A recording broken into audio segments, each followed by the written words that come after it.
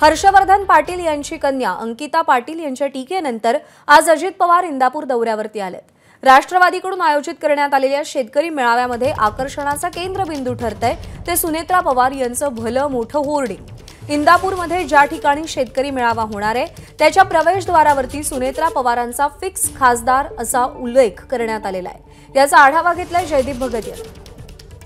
उपमुख्यमंत्री अजित पवार यांच्या उपस्थितीत इंदापूरमध्ये शेतकरी मेळावा पार पडतोय, परंतु या शेतकरी मेळाव्याच्या अनुषंगाने एक महत्त्वाचा फ्लेक्स जो आहे तो आकर्षणाचा केंद्रबिंदू ठरलेला आहे। हा सुनेत्रा पवारांचा फ्लेक्स, त्याच्यावरती लिहिलेला आहे फिक्स खासदार 2024।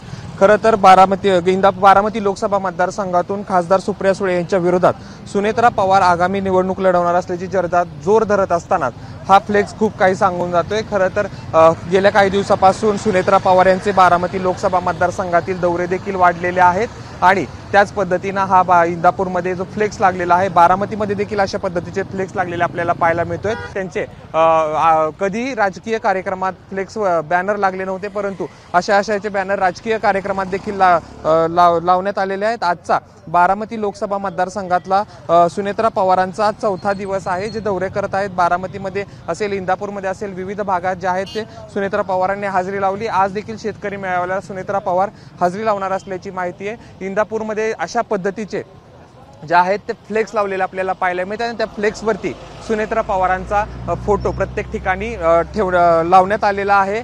अशा पद्धतीनं सकाळी 11 वाजता उपमुख्यमंत्री अजित पवार यांच्या उपस्थितीत शेतकरी मेळावा पार पडेल। याला सुनेत्रा पवार देखील हजेरी लावणार असल्याची माहिती आहे, परंतु फिक्स 2024 चा खासदार म्हणून सुनेत्रा पवारांचा हा लागलेला बॅनर आकर्षणाचा केंद्रबिंदू ठरत आहे। त्यामुळे नेमकं अजित पवार या मेळाव्यात काय बोलतात आणि सुनेत्रा पवारांची उमेदवारी जाहीर करतात का हे देखील पाहणं महत्त्वाचं असणार आहे। कॅमेरा पर्सन अमोल गवाळेसह जयदीप भगत, एबीपी माझा, इंदापूर। एबीपी माझा, उघडा डोळे बघा नीट।